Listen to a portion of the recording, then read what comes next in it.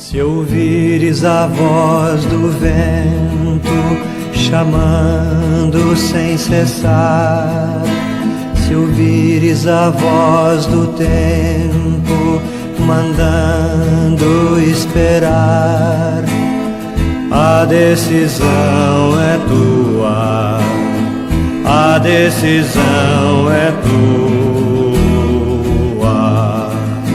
São muitos os convidados, são muitos os convidados. Olá, eu sou o diácono Paulo Pacheco e nesse contexto do mês vocacional, mês de agosto que nós estamos vivenciando, eu estou aqui para partilhar um pouco com você a nossa caminhada, né? o trilhar vocacional que nós vivenciamos até chegar o momento de abraçar a nossa vocação. O nosso chamado, ele inicia quando a gente decide de dar um sim a Deus, né? Que é quem nos chama, que é quem nos escolhe.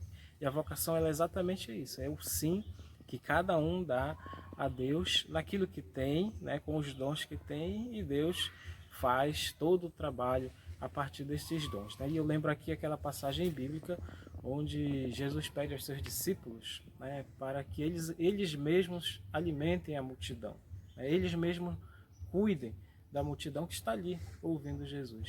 Então Jesus ele deseja que nós sejamos colaboradores seus.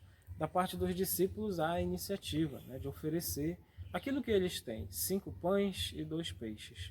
É exatamente isso que cada um traz consigo, né? Nós temos os nossos pães, nós temos os nossos peixes, que são os nossos dons, os nossos talentos, e que Deus sabe que eles existem em nós. E nós colocamos esses dons, esses talentos diante do Senhor para servir os nossos irmãos. A vocação é isso, é um servir ao outro, ao próximo, aquele que o Senhor vai colocar na nossa vida, né? Apresentamos a Ele o nosso dom para ajudar o nosso irmão.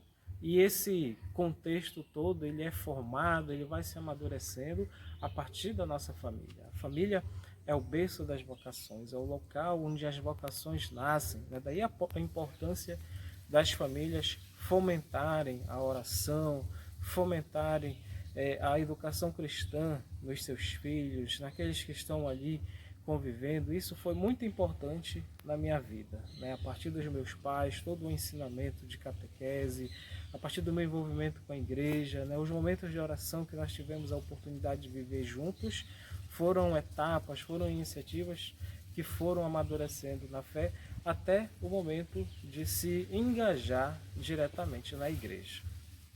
E nesse envolvimento com a igreja, né, a partir da catequese, nós tivemos a oportunidade de passar por alguns movimentos importantes, né, grupos de jovens. A Renovação Carismática Católica foi um movimento que muito nos ajudou nesse engajamento pastoral na vida da igreja, né? Isso é importante porque é aquilo que Deus lhe dá que você vai exercendo na prática de colocar na vida, né, a serviço dos seus irmãos, das suas irmãs. E isso nós tivemos a graça, a oportunidade de experimentar dentro desse movimento tão bonito chamado Renovação Carismática Católica. E nesse envolvimento, né, na vida da igreja, né, ajudando outros jovens também a experimentar essa graça que Deus tem, esse chamado que Deus faz a cada um de nós. Nesse percurso da vida da igreja, eu conheci a Catarina, que hoje é minha esposa, e experimentamos uma realidade de namoro, né? Vivemos uma experiência de namoro durante 8 anos, e nessa experiência de conhecimento, de amadurecimento também, e acima de tudo discernimento, né? Discernir aquilo que nós desejávamos realmente para a nossa vida. E chega um momento em que a gente decide de abraçar a vocação matrimonial. No dia 18 de dezembro de 2009, nós nos entregamos em matrimônio, selamos o sacramento do matrimônio na nossa vida, e essa é uma experiência bonita que a gente vive até hoje, né, de cuidar um do outro. E nesse casamento nós tivemos a graça de ter 2 filhos, né? Cuidar desses filhos também é outra bênção, é outro dom de Deus na nossa vida. E é exatamente essa graça da paternidade, né? Também da maternidade, a graça do matrimônio que vai colocando nos nossos corações a certeza de que Deus está muito próximo de nós. E a partir dessa experiência do matrimônio, né, a gente abraçou um outro serviço, uma outra vocação, um outro ministério, que foi o diaconato permanente. O diaconato, ele é um grau do sacramento da ordem, é o primeiro grau do sacramento da ordem, né? E ele tem duas realidades, tem duas dimensões. O diaconato transitório, em vista do sacerdócio, né, que é concedido aos seminaristas que se prepararam no seminário e tudo mais, estudaram e vivem, fazem essa experiência do diaconato transitório em vista da ordenação presbiteral. Essa é uma dimensão. A outra dimensão, a outra realidade do diaconato é o diaconato permanente. O diaconato permanente que é concedido a homens casados, né, que tem claro no seu coração esse entendimento de que em primeiro lugar está a vocação matrimonial, mas que se colocam à disposição para realizar esse algo mais como serviço para a igreja, né? E nós estamos vivendo hoje essa experiência do diaconato permanente, né? Há 2 anos, né, a gente vive este ministério aqui na paróquia de São Sebastião, né? Um ministério bonito, né, de se viver, fazendo essa relação, esse elo entre a vocação familiar, né, e o ministério ordenado. E aqui na nossa paróquia a gente tem a graça de, ao exercer as nossas atividades, o nosso ministério, encontrar pessoas que sempre se colocam à disposição também, que se inspiram a partir dessa realidade, a partir desse testemunho. Diaconato permanente, como qualquer outra vocação, vocação familiar, vocação do sacerdote, da religiosa, dos outros leigos de modo geral, é permeado pelas dificuldades próprias, né, de uma vocação.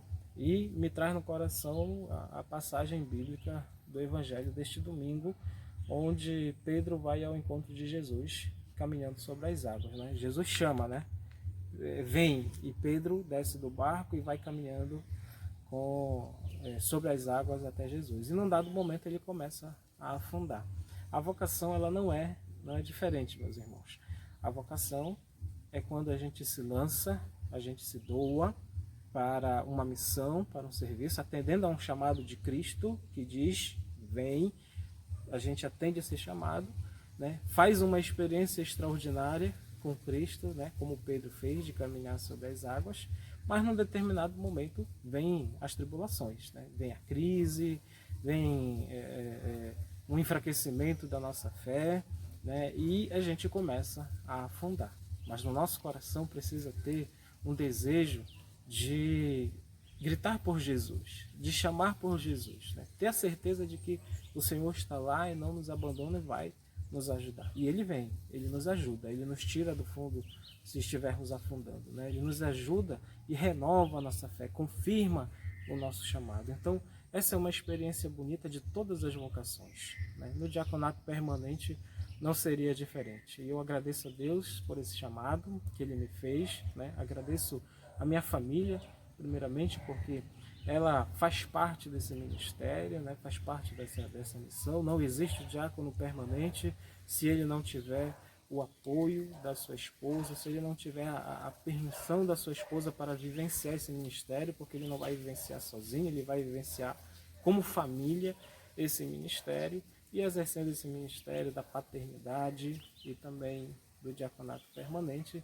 nós temos a certeza de que a graça de Deus, ela é maior que as nossas misérias, ela é maior que os nossos pecados. Deus não olha a nossa limitação, Ele olha aquilo que a gente tem para ofertar a Ele. Se é 2 pães, se é 5 pães, se é 5 peixes, se é 2 peixes, Deus vai pegar e vai fazer a graça acontecer para os nossos irmãos. Portanto, meus irmãos e minhas irmãs, rezemos pelas vocações, né? Todas elas, sem exceção. Não há uma vocação mais importante que a outra. As vocações, elas se completam e elas existem para o serviço do reino de Deus, né? Então, reze pelas vocações, promova as vocações, cuide das vocações aí na sua casa, na sua família. É na família que brotam as vocações. É do coração da família que nasce o chamado de Deus e vem a resposta para esse chamado que Deus nos faz. Vivamos então esse mês vocacional e todos os outros meses da nossa vida. Vivamos em profunda sintonia com toda a igreja, rezando pelas vocações, pedindo para que o Senhor da Messe envie mais operários para a sua messe. Me chamaste para ser servo, com carinho e compaixão, sem deixar